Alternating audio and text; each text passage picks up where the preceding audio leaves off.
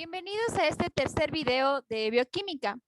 El día de hoy vamos a hablar acerca de una visión general del metabolismo de carbohidratos, de lípidos y de proteínas principalmente. Inicialmente este video iba a ser acerca de la glucólisis, pero es importante tener también conocimientos generales acerca del metabolismo de estas tres biomoléculas antes de meternos ya de lleno en los procesos químicos que se encuentran en el metabolismo de cada molécula. Así que comencemos. Ya. Recuerden que esto ya hablábamos en el video pasado acerca de que el metabolismo hace referencia a esas reacciones químicas que ocurren en el interior de las células. Que esas reacciones químicas se encuentran agrupadas en lo que conocemos como las rutas metabólicas. Entonces, una ruta metabólica no es más que una serie de reacciones químicas. Y a su vez recuerden que las reacciones químicas son los procesos en los cuales un reactivo o un sustrato da origen a un producto. Y aquí son muy importantes las enzimas, ya que funcionan como verdaderos catalizadores biológicos de las reacciones químicas, reduciendo principalmente su energía de activación que analizamos en el video pasado. Dentro del metabolismo, pues, se encuentra la parte anabólica y la parte catabólica.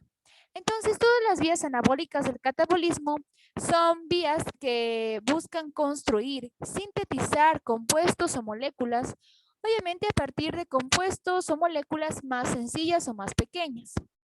Las vías anabólicas o de construcción o de síntesis, obviamente van a ser de tipo endergónicas, porque se necesita energía para esos procesos. También suelen ser procesos de tipo endotérmicos y las reacciones químicas pues son del tipo conducidas. Hay un consumo de energía. Mientras que en las vías catabólicas hacen referencia a esos procesos de degradación o descomposición de las moléculas más grandes para obtener sus componentes más pequeños. Las vías catabólicas, en cambio, se centran en lo que es la liberación de energía, es decir, que son procesos de tipo exergónicos. También suelen ser exotérmicos, es decir, liberan calor, y los procesos químicos evidentemente serán de tipo espontáneos. Hay una liberación de energía en esos procesos. Y otra vía también muy importante dentro del metabolismo, pues es la vía anfibólica. Esta vía anfibólica hace referencia a esas reacciones químicas que funcionan como un puente entre la parte anabólica y la parte catabólica del metabolismo. Es decir, es como un enlace entre estas dos partes tan diferentes del metabolismo. La vía anfibólica más importante que tiene que ver con el metabolismo, sobre todo de carbohidratos, de lípidos, de proteínas, es evidentemente el ciclo de Krebs o el ciclo de del ácido cítrico. Porque aquí recordemos que hay una molécula clave que participa en esto del ciclo de Krebs, que es la acetilcoenzima A. Esta molécula, recuerden que es un producto de la degradación de carbohidratos, de proteínas y de lípidos, pero al mismo tiempo es un sustrato muy importante para la síntesis de cada una de estas moléculas. Entonces, sí, el ciclo de Krebs es la vía anfibólica, la vía que conecta la parte anabólica y catabólica de metabolismo de carbohidratos, de proteínas y de lípidos. Importante tener en consideración aquello. Otra cosa también muy importante que hay que entender es esto del metabolismo normal. Recuerden que a lo largo de la vida de una persona, pues hay sucesos normales desde el punto de vista biológico, fisiológico, que sí producen cambios en las reacciones químicas que forman el metabolismo de una persona, pero que esos cambios siguen siendo parte del metabolismo normal. ¿A qué cambios me refiero? Por ejemplo, el embarazo, la lactancia, cuando una persona incluso realiza ejercicio, hay un aumento en el metabolismo. Entonces, estas tres situaciones, por ejemplo, suponen cambios en el metabolismo, pero esos cambios son normales hasta cierto punto, evidentemente. Igualmente, dentro del metabolismo normal están esos cambios en el metabolismo y la entropía a lo largo de diferentes etapas de nuestra vida. Y sigue siendo eso algo normal o natural. Por ejemplo, en la niñez, en la infancia, sabemos que el proceso biológico pues, más importante es el crecimiento, ¿no? Entonces aquí van a haber muchas reacciones químicas ocurriendo en el metabolismo de este niño, en sus células, Es por ello que podemos asegurar que el metabolismo en un niño es bastante grande, bastante alto. Y recuerden que en el metabolismo la energía es clave y no toda la energía que se invierte en las reacciones químicas va a ser transformada en trabajo. De hecho, hay muchas reacciones químicas en donde incluso la mayor parte de la energía que se ha intentado destinar para trabajo no se convierte en trabajo, sino que directamente en desperdicio, por así decirlo, en calor, algo que está relacionado con la entropía. Entonces, en un niño aumenta el metabolismo es alto y también lo es la entropía. Pero, ¿qué pasa, por ejemplo, en un hombre de unos 70 kilogramos? También puede ser, obviamente, una mujer de una edad de unos 30, 35 años. Es decir, como que este modelo fisiológico con el que solemos estudiar todos los procesos en fisiología, ¿no? El metabolismo, pues, tiende a ser un poco más regulado a niveles no tan altos como ocurre en la infancia y lo mismo sucede con la entropía. ¿Y qué pasa en el adulto mayor? Recuerden que el proceso fisiológico o biológico que pues está atravesando sobre todo una persona de la tercera edad es el envejecimiento. Entonces, con el envejecimiento también sabemos que ocurren muchos cambios a nivel de las células, a nivel del genoma mismo, de la parte genética. Y obviamente esto del código genético del genoma es fundamental para el control de las enzimas y por lo tanto de las reacciones químicas que forman parte del metabolismo. Es por eso que con el envejecimiento también el metabolismo como que tiene cambios. Se torna más bien un poco desregulado. Bueno, no digamos un poco, se torna el metabolismo desregulado por esos cambios que se dan, sobre todo a nivel genético en el control de las células. Y obviamente esos procesos se tornan más desregulados y la entropía también es alta en una persona de la tercera edad. Entonces, todos estos cambios que ocurren en el metabolismo, la entropía a lo largo de la edad, también están dentro del metabolismo normal. Obviamente hasta cierto punto. Pero entonces, ¿qué es lo que no entra en esto del metabolismo normal? Por ejemplo, hay situaciones en donde hay un exceso de ingresos de energía a nuestro cuerpo. Es decir, que hay, por ejemplo, una gran ingesta de alimentos que aportan un gran componente genético a nuestro metabolismo, pero en cambio no hay, por así decirlo, una respuesta a ese exceso de energía. No hay el gasto energético que nivele esa gran energía que ingresa a nuestro cuerpo, produciendo, por ejemplo, la obesidad.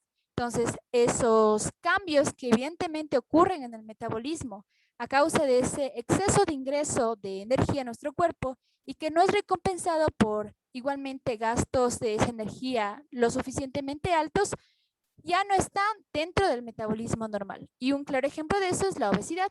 Y también en el otro extremo, una persona que no tenga un consumo adecuado o en el aspecto energético, por ejemplo, con respecto a su alimentación, pero al mismo tiempo hay gastos energéticos más altos que las ingestas, pues también resulta a la larga perjudicial y alteran totalmente el metabolismo normal. Ya. Continuando con la explicación de las generalidades de estas biomoléculas, es muy importante tener en cuenta que los carbohidratos, los lípidos y de las proteínas son macromoléculas. Entonces, son los polímeros que solemos llamar también en bioquímica. Cada uno de estos están formados por sus respectivos monómeros, es decir, por sus unidades más pequeñas. De los carbohidratos, la glucosa, de los lípidos, el ácido graso como tal, y de las proteínas, pues los aminoácidos. Pero al mismo tiempo en nuestro cuerpo hay depósitos, hay almacenamiento para cada una de estas pequeñas moléculas. Entonces, el almacenamiento de los carbohidratos, es decir, de las glucosas, por así decirlo, en nuestro cuerpo, es el glucógeno. El almacenamiento de los lípidos en nuestro cuerpo son los triacilgliceroles o triacilglicéridos. Y en el caso de las proteínas, pues son las reservas de proteínas que tenemos en nuestros tejidos.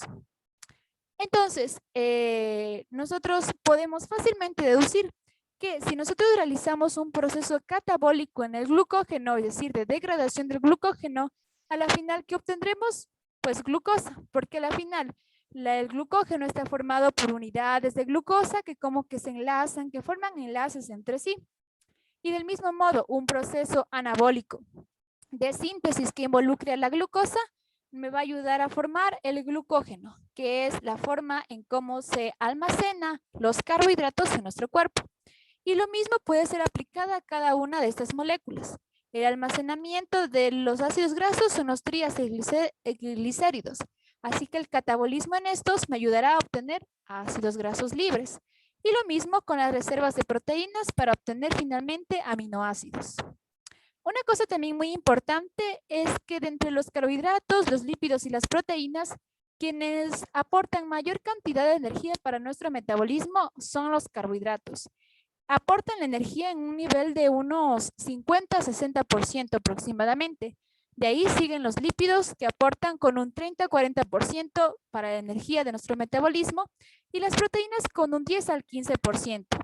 Entonces, los carbohidratos sobre todo son quienes dan la energía. Y recuerden que los lípidos están más bien asociados con almacenamiento de energía. No se olviden también de esta molécula clave en el metabolismo, la acetilcoenzima A o acetil-CoA, como muchas veces se la abrevia.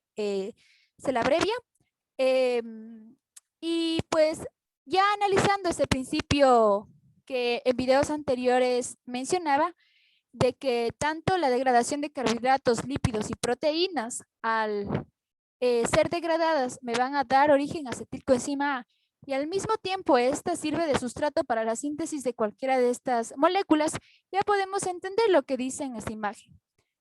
Pues claro, si aumenta la ingesta de carbohidratos, los carbohidratos se degradan, obviamente se obtienen las glucosas libres, las glucosas con el proceso de glucólisis, dan origen posteriormente en su proceso de degradación a la molécula de acetilcoenzima A, sobre todo en tejidos aeróbicos en definitiva, pero al final, esta molécula también ayudará a formar ácidos grasos. Entonces, si aumenta la ingesta de carbohidratos en nuestro cuerpo, pues a la final nuestro cuerpo también va a sintetizar más ácidos grasos. Entonces, ya entendemos el porqué de esta imagen.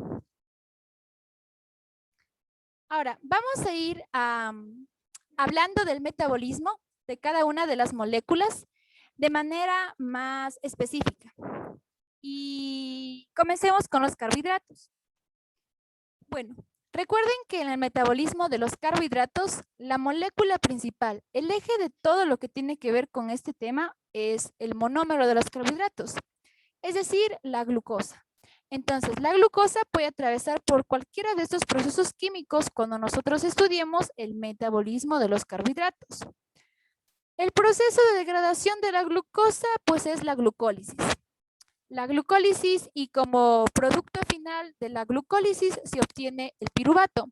El piruvato es un compuesto químico que va a tener, por así decirlo, dos caminos diferentes, dependiendo de si estemos hablando con un tejido aeróbico, es decir, con presencia de oxígeno, o si este no tiene. Entonces, en los tejidos aeróbicos, es decir, con presencia de oxígeno, a la glucólisis lo que le sigue prácticamente es el ciclo de Krebs. Entonces, el piruvato tiene que primero formar acetilcoenzima A, este ingresa en el ciclo de Krebs, pasa a la siguiente etapa de la respiración celular, que es la cadena respiratoria, finalmente la fosforilación oxidativa. Y a la final, con todos esos procesos químicos, la glucólisis, la degradación de la glucosa, me ha ayudado a formar CO2, agua metabólica y evidentemente ATP, que es el producto final como tal de la glucólisis en tejidos aeróbicos y en tejidos anaeróbicos.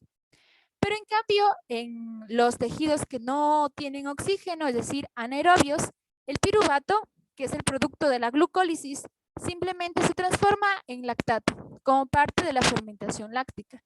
Entonces, son dos caminos diferentes, dos productos diferentes, y recuerden que el oxígeno es también bastante determinante en la glucólisis.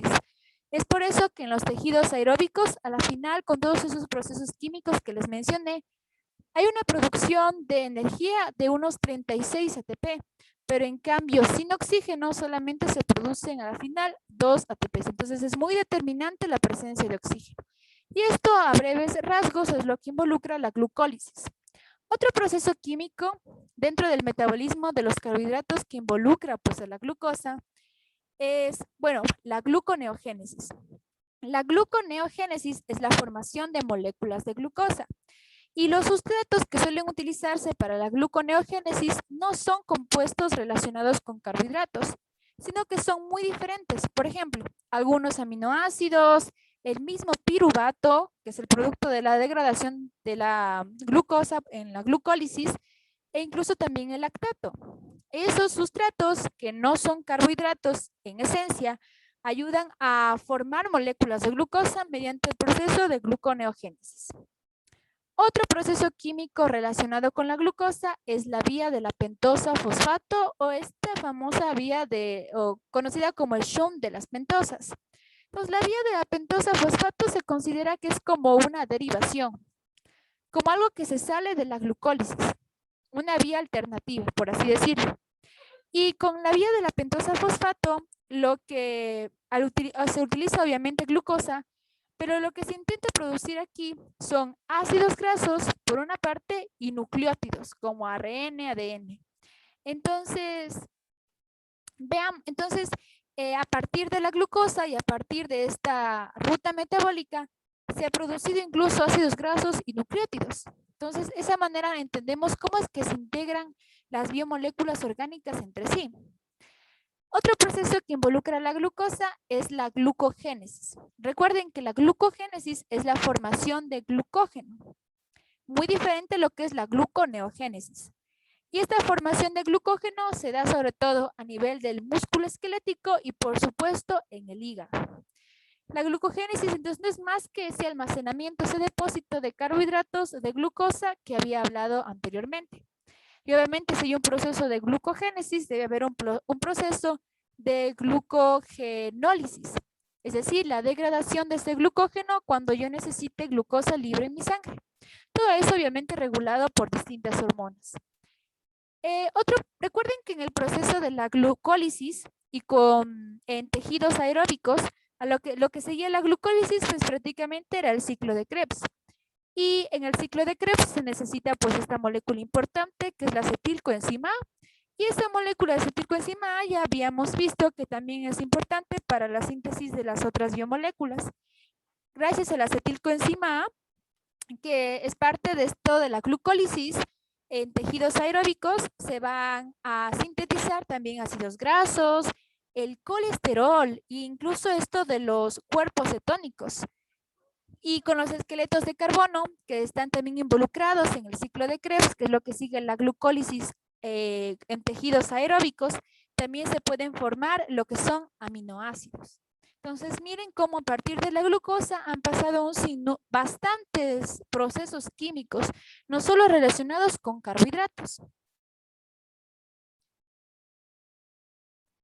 Y eso es lo que en la bioquímica de Harper, en esta imagen, se puede entender todo lo que he explicado. Entonces, sí, la glucosa prácticamente es el producto, prácticamente todo lo que nosotros consumimos en nuestra dieta, a la final se convierte en glucosa. Y la glucosa pues pasa por su proceso de degradación, que es la glucólisis. El producto de la glucólisis evidentemente es el piruvato. Y recuerden que el piruvato formaba acetilcoenzima A que ingresa al ciclo de Krebs o el ciclo del ácido cítrico. Pero este acetilcoenzima A también ayuda a formar otros compuestos químicos como ácidos grasos, como colesterol. Y recuerden que estos ácidos grasos también se almacenan o su depósito es en forma de triacilgliceroles o triacilglicéridos. La acetilcoenzima obviamente también puede ingresar al ciclo del ácido cítrico y ahí produce todos esos productos que mencioné, CO2, agua metabólica y obviamente ATP. Otra cosa también muy importante es que estos esqueletos de carbono del ciclo de Krebs y también el mismo piruvato es un sustrato que ayuda a formar incluso los proteínas al unirse los aminoácidos. También recuerden que una derivación, por así decirlo, de la glucólisis era la vía de la pentosa fosfato, el shunt de las pentosas. Y esta era clave porque me ayudaba a producir ácidos grasos y triacilgliceroles, y por otra parte me ayudaba a formar los nucleótidos, que es prácticamente eh, ADN y el ARN. Y recuerden también que el depósito de glucosa en nuestro cuerpo es el glucógeno, principalmente en el hígado y en el músculo esquelético. Entonces, esto a breve rasgo, de manera general, sería todo el metabolismo relacionado con los carbohidratos, donde el eje principal de todo es la glucosa. Ahora vamos a hablar acerca del metabolismo de los lípidos. Entonces, ¿cuál va a ser, en cambio, aquí el eje principal o el compuesto protagonista de todo el metabolismo de los lípidos? Los ácidos grasos, los monómeros de los lípidos. Entonces, los ácidos grasos van a pasar por estos procesos en su metabolismo. Primeramente, la lipogénesis, es decir, la formación de los ácidos grasos.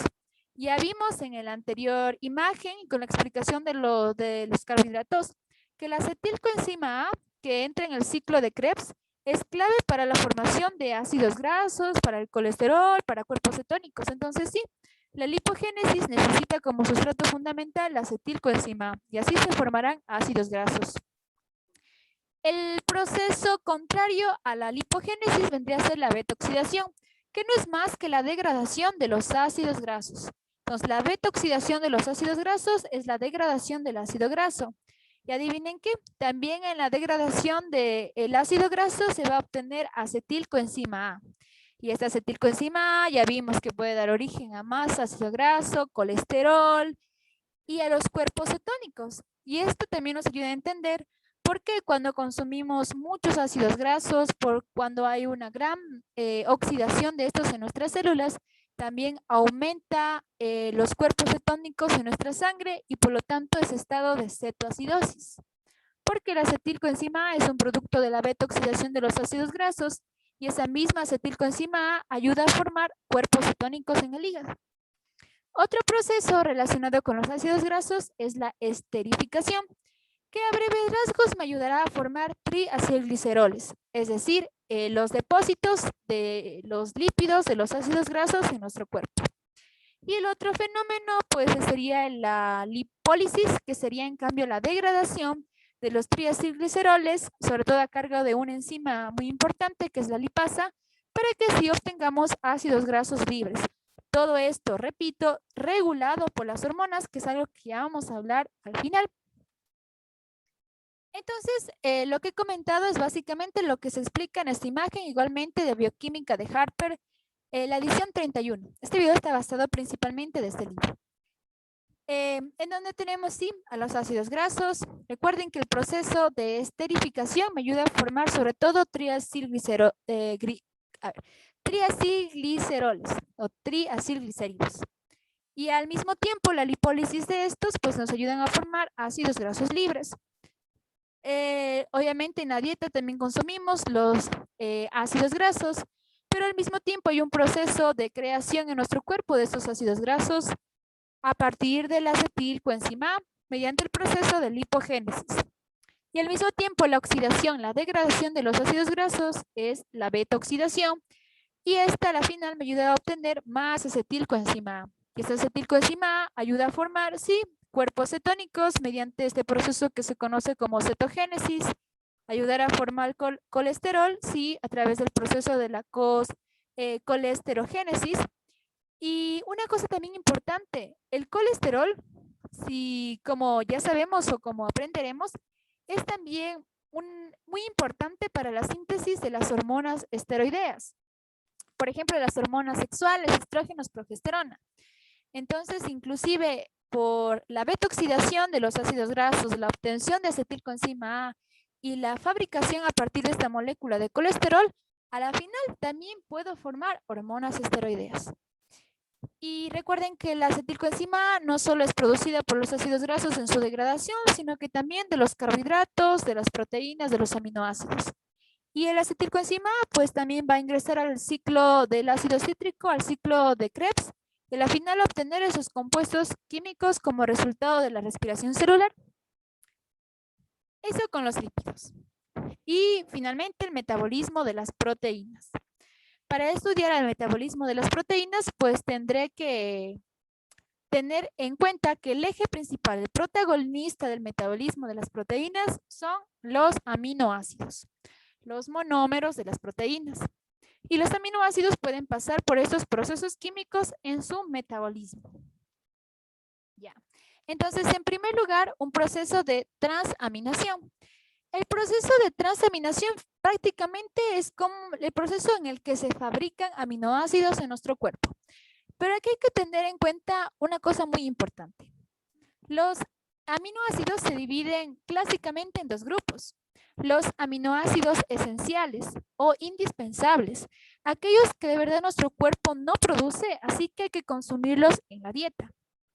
Y otro grupo que hace referencia a los aminoácidos dispensables o no esenciales, aquellos que sí, también podemos consumirlas quizás ya en menores cantidades en nuestra dieta, pero que en realidad nuestro cuerpo sí las produce. Y esos aminoácidos no esenciales o dispensables, que en definitiva son unos 10, se forman en nuestro cuerpo mediante el proceso de transaminación. Y el mismo nombre ya nos indica qué se realiza en este proceso químico, en este proceso metabólico.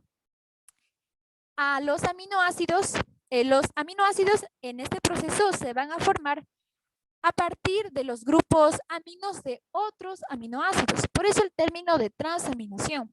Entonces, esto es un proceso muy importante dentro de los aminoácidos, porque así es como se pueden crear aminoácidos en nuestro cuerpo. Pero obviamente haciendo referencia a esos aminoácidos que pueden ser sintetizados en nuestro cuerpo. En cambio, el fenómeno de degradación de los aminoácidos a la final va a derivarse en este proceso químico que se conoce como la desaminación de los aminoácidos. En el proceso de desaminación es lo que sigue, por así decirlo, al catabolismo, a la degradación de los aminoácidos. Y en definitiva, en el proceso de desaminación lo que se utiliza es el grupo amino de esos aminoácidos. Ese grupo amino va a ser degradado paulatinamente en lo que es la urea, mediante el ciclo de la urea que se lleva a cabo en los hepatocitos, en el hígado. Y esta urea obviamente es mayoritariamente excretada por la orina. Pero también en este proceso de degradación de los aminoácidos, lo que nos sobra de la desaminación, pues es ese esqueleto de carbono de los aminoácidos, los mismos que son importantes porque ayudan a ¿qué formar? Más acetilcoenzima A. Y ya vimos que la acetilcoenzima A formaba ácidos grasos, colesterol y con ello hormonas esteroideas, también los cuerpos cetónicos y también ayudará a formar a la final también relacionado con el anabolismo de carbohidratos y de lípidos y de proteínas. Entonces, también hemos obtenido acetilcoenzima A la degradación de los aminoácidos. Y el otro proceso que involucra los aminoácidos es un proceso ya anabólico, es decir, la síntesis de las proteínas. Recuerden que este proceso se da en nuestros ribosomas y los aminoácidos se van uniendo en un orden específico con enlaces peptídicos para formar las proteínas. Todo esto que he comentado prácticamente se explica aquí en esta imagen del mismo libro. Entonces, los aminoácidos, todos aquellos aminoácidos que nuestro cuerpo no produce, recuerden que provienen de una dieta. Y recuerden que los aminoácidos pueden depositarse en los tejidos formando esas reservas o depósitos de proteínas o lo que llamamos como proteína tisular. Y recuerden que por el proceso de transaminación es como a partir del grupo amino de otros aminoácidos se pueden formar esos aminoácidos que el cuerpo sí puede producir, aquellos no esenciales o dispensables. Con el proceso de transaminación, recuerden que en el proceso de degradación de los aminoácidos, pues lo que me sobraba era esos esqueletos de carbono, porque el grupo amino, y en definitiva esto que es el amoníaco, entra en el ciclo de la urea mediante el proceso de desaminación y ayuda a formar lo que es la urea. La desaminación es ese proceso en el que se trabaja con el grupo amino de los aminoácidos durante su degradación y que se convertirá a través del ciclo de la urea, pues en la urea, en los hepatocitos, y esto posteriormente es excretado. y lo que sobra, que son los esqueletos de carbono, entran, producen el acetilcoenzima, que ya sabemos que ayuda a formar grandes cosas, entre ellos los cuerpos cetónicos, y pues también ingresarán al ciclo del ácido cítrico como parte de la respiración celular y a producir todos esos productos que ya mencioné. Y recuerden también que los carbohidratos, que la glucosa, a la final también ayudaba a formar los aminoácidos, porque durante el mismo piruvato y todos esos esqueletos de carbono del ciclo del ácido cítrico ayudaban también a formar aminoácidos. Y al mismo tiempo los aminoácidos, específicamente esos aminoácidos glucogénicos, que se los denomina así, ayudan a formar carbohidratos, ayudan a formar glucosa por ese proceso de gluconeogénesis que ya mencioné. Entonces, todo eso está explicado aquí. Ya. Otra cosa muy importante también de hablar de esta visión general que estamos dando al metabolismo de carbohidratos, de lípidos y de proteínas, es analizar a estos órganos fundamentales en el metabolismo. En realidad, todos estos procesos químicos, metabólicos, por ejemplo, la glucólisis, ocurren prácticamente en la mayoría de nuestros tejidos. Pero hay órganos que son clave en el metabolismo por las grandes funciones que tienen. Aquí, por ejemplo, tenemos al hígado. Obviamente, el hígado tiene un montón de funciones. Y miren que estas funciones que están aquí están relacionadas con lo que nos interesa en este video, que es el metabolismo de estas biomoléculas. Pero en realidad el hígado sabemos que tiene muchas más funciones, como el formar los factores de coagulación, algunos factores de coagulación, la desintoxicación de nuestro cuerpo, el metabolismo de los fármacos, es decir, tiene bastantes funciones, pero solo aquí están enlistadas sus funciones que tienen que ver con las biomoléculas que estamos analizando. Ya. Una de ellas es regular la concentración de los metabolitos en la sangre del cuerpo. Sí. Recuerden que la sangre que provienen de las vísceras abdominales, en donde obviamente se están absorbiendo todos esos nutrientes en nuestra dieta, van a llegar al hígado, deben pasar al hígado. Van por la vena porta, ingresan en el hígado y en el hígado pues se da esa regulación de la cantidad de metabolitos que al final van a ir por todo nuestro cuerpo. Porque luego la sangre que ha llegado al hígado por medio de la vena porta, llegará por la vena cava inferior al corazón y con ello la circulación en general. Entonces sí, el hígado controla la concentración de los metabolitos en nuestro cuerpo. Otro proceso muy importante que tiene que ver con el hígado es la glucogénesis. La glucogénesis, recuerden que es la formación de glucógeno. Y el hígado es un verdadero reservorio o una caja chica de la glucosa, porque ayuda a guardar, almacenar la glucosa en forma de glucógeno mediante este proceso. Pero también cuando, por ejemplo, hay bajos niveles de glucosa en nuestra sangre, es decir, hipoglicemias, hipoglucemias, favorece en cambio que existe este proceso químico, la glucogenólisis, es decir, la ruptura de los enlaces entre glucosas que forman el glucógeno prácticamente para que se libere mayor cantidad de glucosa a nuestra circulación. Entonces, de esa manera se elevan más los niveles de glucosa. Entonces, eso es lo que funciona, la manera en cómo funciona el hígado con respecto al almacén de la glucosa. Almacena, pero al mismo tiempo puede liberar el glucógeno en forma de glucosa.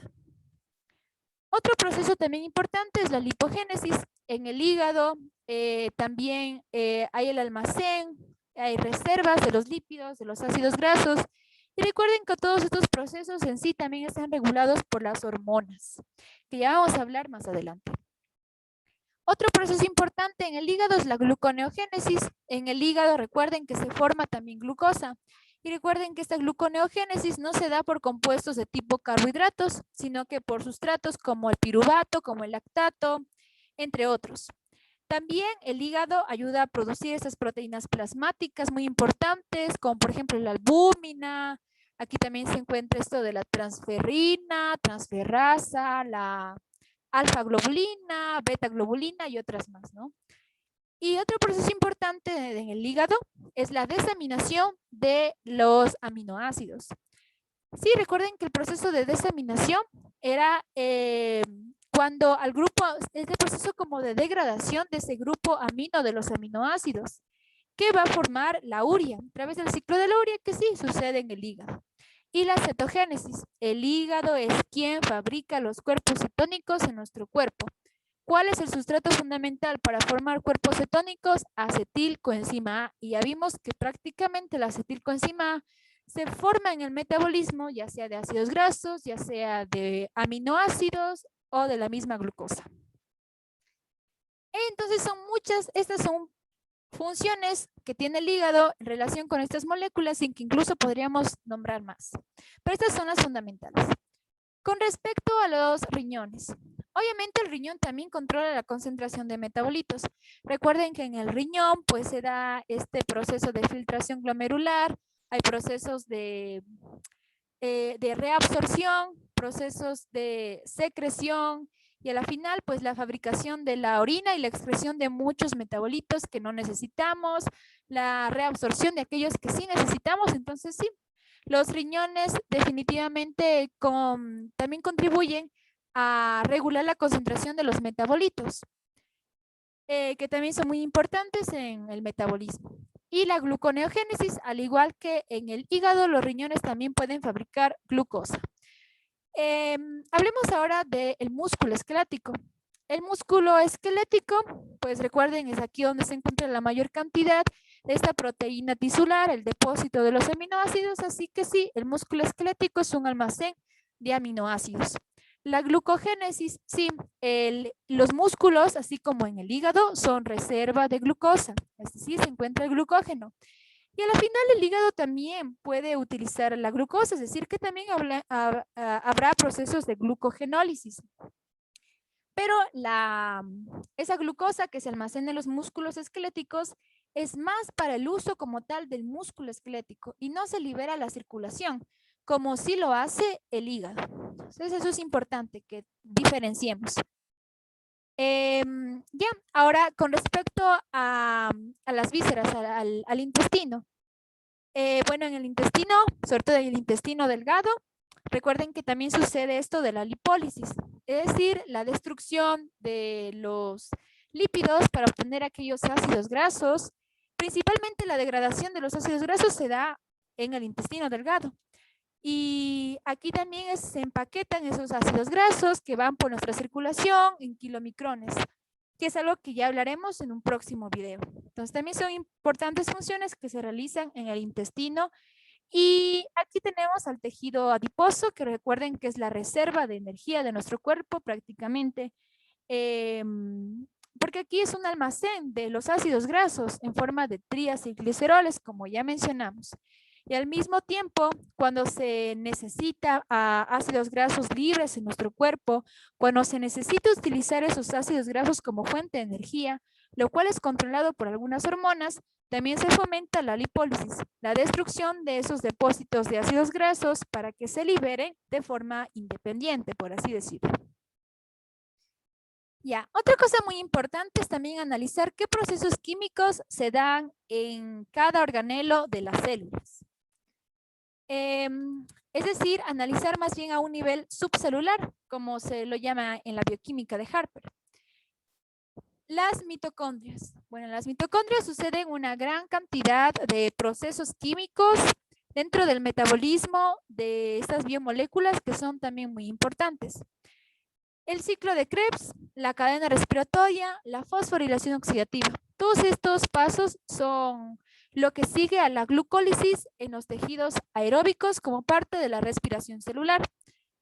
Todos estos procesos entonces se llevan a cabo en las mitocondrias, pero no la glucólisis. Esta se lleva a cabo en el citosol. Ya. La beta oxidación, es decir, la degradación prácticamente de los ácidos grasos, también en las mitocondrias, y la cetogénesis, es decir, la fabricación de los cuerpos cetónicos, también se dan en las mitocondrias de los hepatocitos, y estas obviamente siendo células del hígado. En el citosol, aquí hay una cosa importante que hay que aclarar. Muchas veces se utiliza la palabra citosol con la palabra citoplasma como sinónimos. Sin embargo, recuerden que el citosol es más bien o hace referencia a la parte líquida del citoplasma, en donde de verdad se encuentran los iones, las moléculas, en donde debería en realidad originarse todas estas rutas metabólicas, procesos químicos. Entonces es en el citosol en donde ocurre la glucólisis, que es lo primerito que sucede y que recuerden que ocurre tanto en forma anaeróbica, es decir, tanto en tejidos aeróbicos como no anaeróbicos. Pero lo que sigue después de la glucólisis, eso sí depende y va a ser diferente dependiendo si estemos en un tejido con presencia de oxígeno o con ausencia de este. También en el citosol ocurre esto de la vía de la pentosa fosfato, el shunt de las pentosas, la síntesis de los ácidos grasos, se da en el citosol, la oxidación de los ácidos grasos en las mitocondrias y la gluconeogénesis, es decir, la fabricación de glucosa, se da en el citosol. Pero aquí hay una cosa importante. Acuérdense que uno de los sustratos fundamentales para la gluconeogénesis era el piruvato. Y el piruvato es el producto final de la glucólisis, que obviamente sucede en el citosol. Pero el piruvato debe transformarse, por así decirlo, convertirse en oxalacetato, que es clave para la gluconeogénesis. Y este oxalacetato en realidad es un compuesto químico que está en relación con el ciclo de Krebs. Y el ciclo de Krebs ocurre en las mitocondrias. Entonces es necesario aclarar eso, que el oxalacetato se forma en las mitocondrias, pero nuevamente, obviamente sale de las mitocondrias y es en el citosol en realidad donde ocurre la gluconeogénesis como tal. En los ribosomas, recuerden que se da prácticamente la síntesis de proteínas, es decir, como que se van uniendo, ensamblando los aminoácidos, se forman enlaces peptídicos entre ellos. Recuerden que va pasando por aquí ese ARN mensajero maduro y que el ribosoma como que lo va leyendo y al mismo tiempo va fabricando las proteínas en un orden específico según el código genético. Entonces, eso es lo que se realiza en nuestros ribosomas. Y el retículo endoplasmático rugoso, al estar formado por los ribosomas, pues su función será la síntesis proteica. Y el retículo endoplasmático liso está más bien relacionado con la síntesis de los lípidos. Esto entonces a nivel subcelular, a nivel de los organelos, de las células. Listo. Ahora, para finalizar este video, voy a hablar acerca de un tema que considero que es muy importante, que es la manera en cómo regulan, en cómo afectan las hormonas a estos procesos químicos que hemos revisado de carbohidratos, de lípidos y de proteínas. Es decir, tanto su catabolismo, sus procesos anabólicos, cómo es que cambian en respuesta con la hormona del crecimiento, con las hormonas tiroideas, con el glucagón, con la insulina, con con otras hormonas también que he incluido en esta presentación. Y esto es bastante importante porque sí, nosotros estudiamos cómo ocurre este proceso químico, cómo ocurre esta ruta metabólica, pero en realidad nuestro cuerpo siempre se ve afectado, entre comillas, por la acción de las hormonas. Entonces, nunca esos procesos químicos están aislados, siempre hay una regulación hormonal a la final. Entonces, es importante entender qué hace cada hormona con respecto a estos procesos químicos. Entonces, comencemos con la hormona del crecimiento. Aquí también una cosa muy importante que quiero aclarar. La hormona del crecimiento sabemos que tiene variadas funciones, ¿no? Sobre todo esto relacionado con el crecimiento de los tejidos, fomentando a que haya una mayor diferenciación celular, que aumenten las células en número, en tamaño. También estimula que haya esto de la condrogénesis y que haya la conversión de estos condrocitos en células osteogénicas. Todo para que aumente sobre todo en largo, pues los huesos largos, y también en ancho lo hacen con los huesos planos, por ejemplo, los huesos de la cara. Entonces, ese crecimiento dentro de los huesos y de los tejidos es clave en la acción de la hormona del crecimiento. Pero aquí solo vamos a hablar acerca de sus funciones a nivel metabólico y sobre todo a nivel de proteínas, de lípidos y de carbohidratos. Pero estas son solo parte de todas las funciones que tiene la hormona del crecimiento. Así que por favor tener en consideración eso. Igual para las otras hormonas que hablaremos. Entonces, la hormona del crecimiento decimos que es importante para el crecimiento de los tejidos. Entonces, ¿qué es lo que hará la hormona del crecimiento con respecto a las proteínas? Pues obviamente aumentar la síntesis de las proteínas. Es decir, que favorece que ingresen una mayor cantidad de aminoácidos al interior de las células para que aquí en los ribosomas se sinteticen cada vez más y más proteínas. Las proteínas, recuerden que tienen una reserva de proteínas, se almacenan en los tejidos, sobre todo en el nivel muscular, y así es también un principio fundamental del crecimiento. Entonces sí, la hormona del crecimiento en las proteínas aumenta la síntesis de proteínas y obviamente reduce o no favorece que haya el catabolismo. Queremos que existan proteínas en nuestro cuerpo, eso es lo que dice la hormona del crecimiento. Y con respecto a los lípidos, la hormona del crecimiento lo que favorece sobre todo es el catabolismo de los lípidos. ¿Por qué? Porque para la hormona del crecimiento, los lípidos, los ácidos grasos, es sinónimo de energía. Normalmente, o sea, no normalmente, clásicamente la glucosa es el sinónimo de energía. Y ese es el principio básico que tiene, por ejemplo, la hormona de la insulina. Pero para la hormona del crecimiento y para otra hormona que ya vamos a ver más adelante, más bien los lípidos son los que deben aprovecharse como energía. Entonces, lo que va a favorecer la hormona del crecimiento es el catabolismo, a la degradación de los lípidos para así obtener energía a partir de estos. Obviamente, una cosa es el catabolismo de los lípidos, es decir, obtener sus ácidos grasos. Y otra cosa es la oxidación de esos ácidos grasos por el proceso de beta-oxidación en las células. Ese proceso también es estimulado por la hormona del crecimiento, porque al final lo que queremos es obtener energía de esos lípidos. Entonces, entendiendo estos principios solamente de las proteínas y de los lípidos con respecto a la hormona del crecimiento, ya podemos entender parte de la sintomatología, de los signos clínicos que tendrá un paciente, por ejemplo, con acromegalia. La acromegalia es un padecimiento en donde las personas tienen un aumento de la hormona del crecimiento, sobre todo en etapas adultas, ¿no? Entonces, si la hormona del crecimiento favorece sobre todo al aumento de la síntesis de proteínas y a la movilización de los lípidos a su catabolismo para obtener a partir de esto energía, ya podemos entender entonces por qué dentro de las personas que padecen acromegalia hay como un aumento de la masa corporal magna, porque se aumenta la síntesis, el depósito de proteínas en los tejidos y porque también hay una movilización de los lípidos. ¿Y qué hace con respecto a los carbohidratos la hormona del crecimiento? Recuerden que para la hormona del crecimiento no hay que usar glucosa como energía, entonces se reduce el catabolismo, la utilización de glucosa. Pero en el hígado, en cambio, la hormona del crecimiento lo que hace es aumentar que se produzca la glucosa. Es decir, que a partir de esos depósitos de glucógeno que tenemos en el hígado, como que se destruyen, como que se vayan catabolizando en esa parte en el hígado para obtener moléculas de glucosa libre en la sangre. Y al mismo tiempo se está reduciendo la utilización de glucosa por la hormona del crecimiento. Es por eso que en principio la hormona del crecimiento con respecto a los carbohidratos tienen como que ese efecto diabetógeno, como se lo llama en la fisiología de Guyton.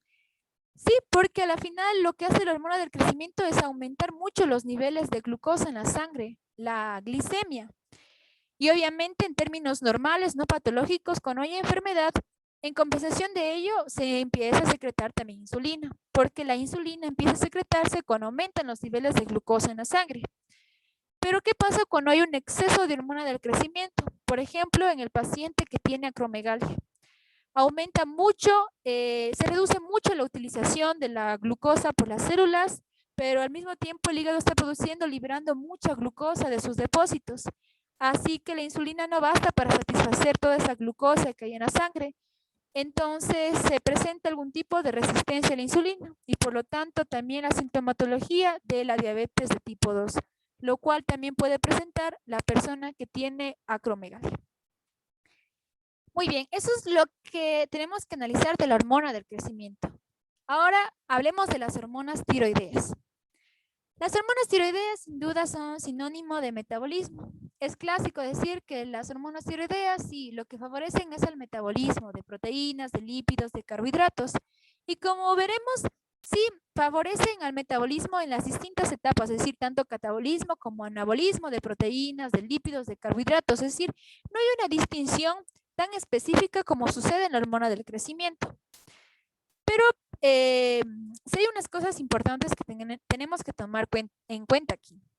Con respecto a las proteínas, lo que hace la hormona tiroidea básicamente es aumentar el metabolismo de las proteínas, es decir, tanto la síntesis, el catabolismo, la utilización de las proteínas, la fabricación de más proteínas a partir de los aminoácidos, y es por eso que las hormonas tiroideas también son importantes para el crecimiento, sobre todo a edades muy tempranas, es decir, en niños. Entonces ahí las hormonas tiroideas también están estimulando el crecimiento, porque sí aumentan el metabolismo y con ello la síntesis de proteínas y el depósito de estas en los tejidos. Con respecto a los lípidos, las hormonas tiroideas también favorecen al metabolismo, es decir, tanto degradación como utilización como fabricación de lípidos. Pero sobre todo se ha visto que las hormonas tiroideas lo que hacen es liberar esos depósitos de triacilglicéridos, que se obtengan ácidos grasos y que esos ácidos grasos se oxiden, es decir, que se degraden.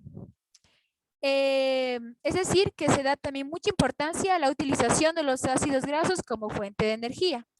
Pero en cambio, con respecto al colesterol, se ha visto más bien que reduce los niveles de colesterol. Y con respecto a los carbohidratos, las hormonas tiroideas lo que hacen es aumentar el metabolismo de los carbohidratos, es decir, tanto su catabolismo, tanto la utilización de los ácidos grasos, la fabricación de glucosa, estamos hablando de carbohidratos. Entonces favorece prácticamente las distintas las distintas fases del metabolismo de carbohidratos. Entonces, entendiendo lo que hacen las hormonas tiroideas, que como podemos ver sus funciones son bastante generales, simplemente aumentan el metabolismo de las moléculas, podemos entender cuáles son los cambios a nivel metabólico que también tendría una paciente o un paciente que padezca de hipertiroidismo, por ejemplo, donde aumenta mucho la producción de las hormonas tiroideas. Entonces, como por ejemplo, algunos de los signos clínicos característicos es, por ejemplo, una pérdida de peso.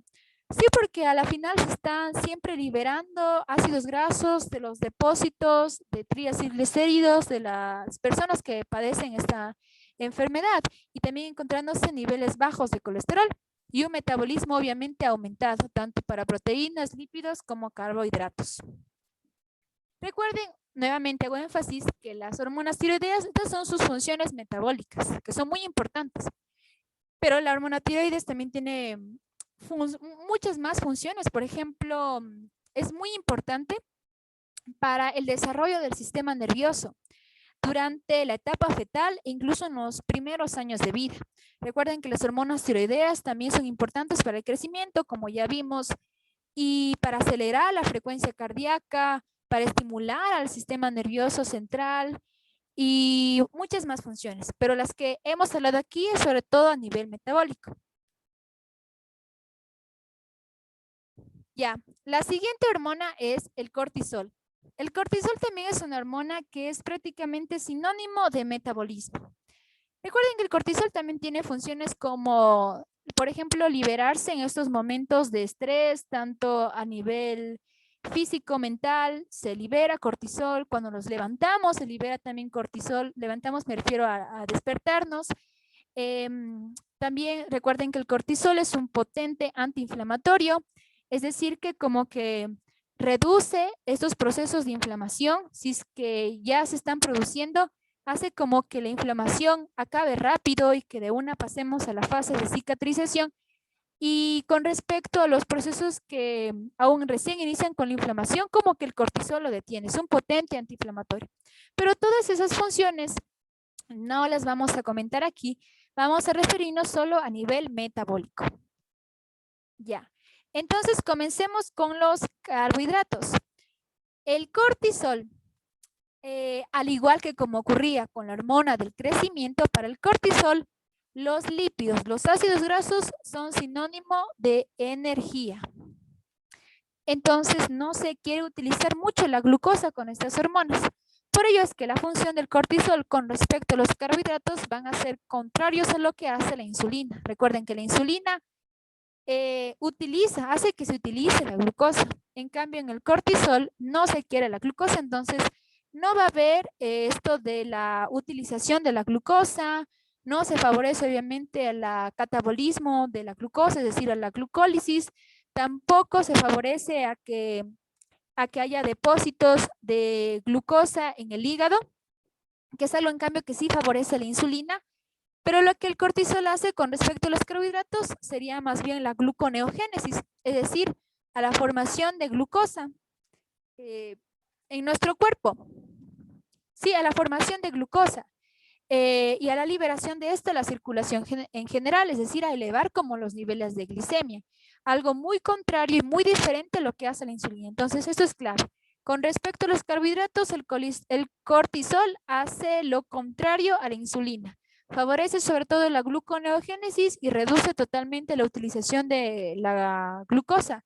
Es por eso que en principio aumentan los niveles de glicemia, lo cual nos explica también cómo un paciente con síndrome de Cushing, que es este síndrome en donde como que se eleva una mayor cantidad de la liberación de cortisol de la corteza suprarrenal, uno de sus signos, uno de los padecimientos metabólicos que puede tener es también esto de la diabetes mellitus tipo 2, por esos efectos que tiene el cortisol, que tienden como que a aumentar mucho los niveles de glicemia y a la final pueden presentarse esta resistencia a la insulina.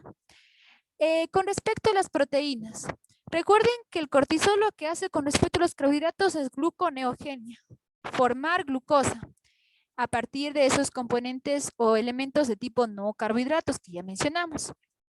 Y uno de esos componentes serán los aminoácidos, ¿no?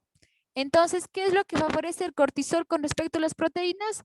Que aumente obviamente el catabolismo, la destrucción de las proteínas para que nosotros obtengamos los monómeros de las proteínas, los aminoácidos, y estos a su vez favorecen en la síntesis de carbohidratos, la gluconeogenia que realizaba el cortisol. Y lo que va a reducir obviamente con las proteínas es la síntesis. No se quiere fabricar más proteínas, sino que se quiere degradar a las proteínas para obtener esos aminoácidos que me sirven para la gluconeogenia. Y con respecto a los lípidos, recuerden que para el cortisol, así como para la hormona del crecimiento, lípidos, ácidos grasos, sinónimo de energía. Entonces, lo que quiero con el cortisol es liberar esos depósitos de ácidos grasos que están en forma de triacilglicéridos, hacer que estos se catabolicen, se oxiden, para así obtener la ansiada energía. Entonces, esto es lo que hace el cortisol. Recuerden también que este principio de que el cortisol en las proteínas aumenta sobre todo lo que es el catabolismo, es decir, cada vez como que la destrucción, por así decirlo, de las proteínas, es lo que también garantiza que en el paciente con el síndrome de Cushing, uno de los síntomas sea la debilidad muscular. Y inclusive, una proteína muy importante de la piel es el colágeno, y ese se encuentra sobre todo a nivel del tejido celular subcutáneo. Entonces, como el cortisol, como que destruye, ¿no? Esas proteínas, es que en un paciente con el síndrome de Cushing, a nivel de la piel empiezan a aparecer estas estrías, por esa destrucción que garantiza el cortisol de las proteínas, porque se aumenta mucho el catabolismo de las proteínas a niveles altos de cortisol, que es algo que está presente en el paciente con este síndrome.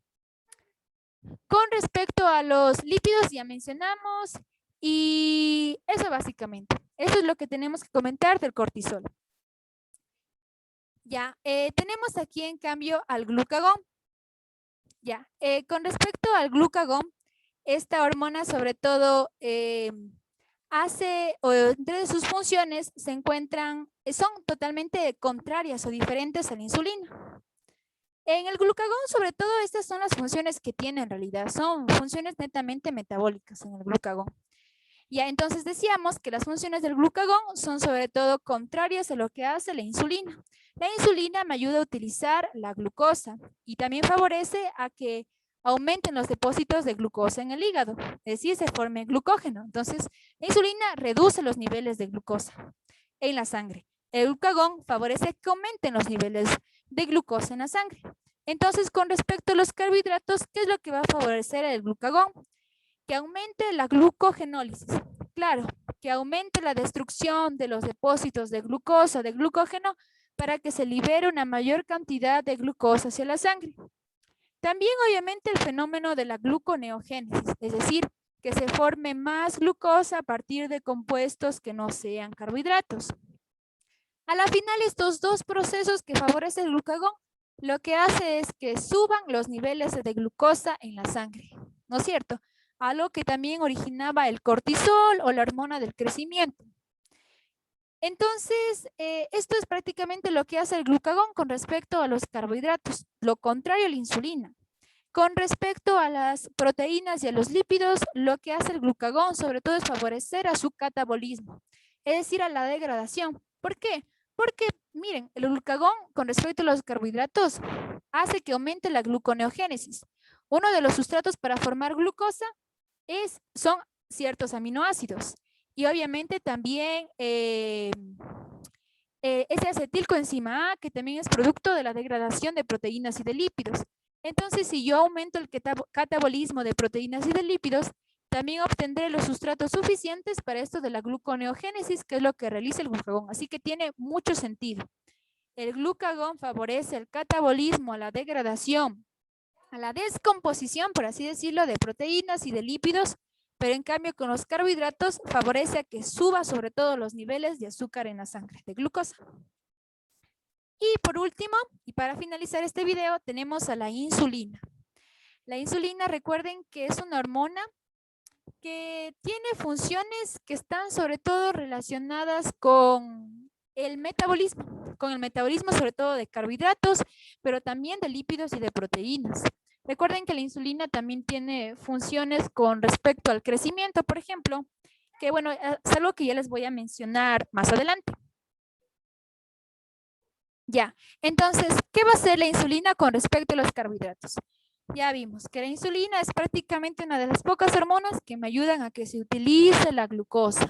Recuerden que la insulina es clave para la mayoría de nuestros tejidos, a excepción obviamente del cerebro, del encéfalo, en donde por así decirlo, tiene una mayor facilidad para aceptar a la glucosa en sus células y no necesita la insulina.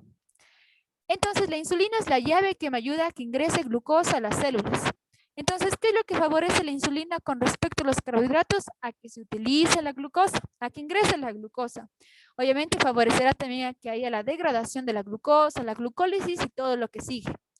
También la glucosa, la insulina, lo que hace es aumentar el depósito de glucógeno, sí, a que se almacene más glucosa en el hígado, porque la insulina queremos pues como que ir bajando esos niveles de glucosa, porque al final la insulina se excreta en mayor cantidad cuando aumentan los niveles de glicemia.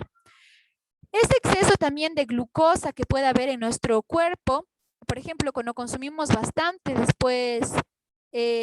cuando consumimos alimentos en una gran cantidad, también ese exceso de glucosa, recuerden que ayudará a formar ácidos grasos. Recuerden que la glucosa al final también se metabolizaba en acetilcoenzima A. Este sirve de sustrato para formar ácidos grasos. También los ácidos grasos se forman por el shunt de las pentosas, así que sí, más glucosa, más ácidos grasos. Y eso es lo que hace la insulina con respecto a los carbohidratos. Ahora, la insulina con respecto a los lípidos. Recuerden que aquí en la insulina la glucosa es sinónimo de energía y los lípidos pues no lo es. Entonces en los lípidos no necesitamos su degradación, su catabolismo, sino que simplemente depósito, almacenar los lípidos. Es decir, la insulina sobre todo ahorra ese potencial energético que tienen los lípidos. No necesitamos los lípidos. Necesitamos glucosa, utilizarlo como energía. Así que los lípidos simplemente favorece su depósito al almacén de los lípidos, que ya sabemos que son como triacilglicéridos y que uno de los órganos que lo hace es el hígado. Y con respecto a las proteínas, la insulina, obviamente no necesitamos tampoco aminoácidos en una gran cantidad de aminoácidos libres para formar glucosa, porque la insulina no favorece la gluconeogénesis. favorece a que se forme glucógeno, la glucogénesis. Entonces, en las proteínas simplemente se estimula a la síntesis de proteínas, pero para nada su catabolismo. Y esta función que tiene la insulina con respecto al aumento de la síntesis de las proteínas en nuestro cuerpo es lo que también nos hace darnos cuenta que la insulina tiene una función también importante con respecto al crecimiento. Entonces, el crecimiento en realidad está dado por la hormona del crecimiento que trabaja al mismo tiempo con la insulina. Entonces, estas hormonas son claves para el crecimiento. Y ya vimos por qué. Porque aumentan sobre todo la síntesis de las proteínas. Es decir, que se empiecen a unirse más aminoácidos entre sí para sintetizar más proteínas. Y así pues se den los depósitos de proteínas, por ejemplo, en el tejido muscular, que es clave para el crecimiento. Recuerden que un padecimiento de, obviamente, la insulina es esto de la diabetes mellitus tipo 2 y que ya entendemos cómo se dan todos esos procesos, ¿no? A nivel metabólico. Si hace falta la insulina, pues en la diabetes, obviamente no hay cómo utilizar esa glucosa, aumenta mucho los niveles de glucosa, situación que se conoce como hiperglicemia. También como la insulina ayuda sobre todo a ahorrar los lípidos, si hay muy baja insulina, pues empieza a utilizar más bien los lípidos como energía, ¿no? Entonces recuerden que al hacer oxidación de los lípidos, de los ácidos grasos, un producto también es la acetilcoenzima A y este ayuda a formar cuerpos cetónicos. Cetoacidosis y la cetoacidosis diabética es también bastante importante. Así que eso es con respecto a la insulina. Recuerden que también es importante para el crecimiento. Y aquí una cosa muy importante. Como vimos, una cosa importante en las hormonas, estas hormonas que analizamos es decidir si vamos a utilizar a los lípidos o los ácidos grasos como energía o a los carbohidratos o a la glucosa. Lo vimos en la hormona del crecimiento, lo vimos, lo vimos con la hormona del crecimiento. Aquí en las hormonas tiroideas no había problema porque las hormonas tiroideas favorecen prácticamente el metabolismo casi de todo. Y con respecto al cortisol también recuerden que se favorecía que los lípidos sean sinónimos de energía. En el glucagón, pues en esencia no tienen funciones a nivel así como de los lípidos, o sea, para que se utilicen mucho los lípidos, es más a nivel de la glucosa y de la insulina es el único que nos decía que no, glucosa va a ser energía. Entonces, a la final, ¿cuál es la hormona decisiva que va a decidir, valga la redundancia, si el ácido graso o la glucosa será utilizada como fuente de energía por nuestras células? La insulina. Entonces, si hay niveles altos de glucosa en nuestra sangre, es decir, hiperglicemia, obviamente se secreta más la insulina y favorece a que la glucosa sea usada como fuente de energía. Si hay bajos niveles de glucosa y obviamente hay bajos niveles de insulina, los ácidos grasos son los que a la final se utilizan como fuente de energía. Así que la insulina es decisiva en esto. Y bueno, con esto hemos terminado la explicación de esta visión general del metabolismo, de carbohidratos, de lípidos y de proteínas. Gracias.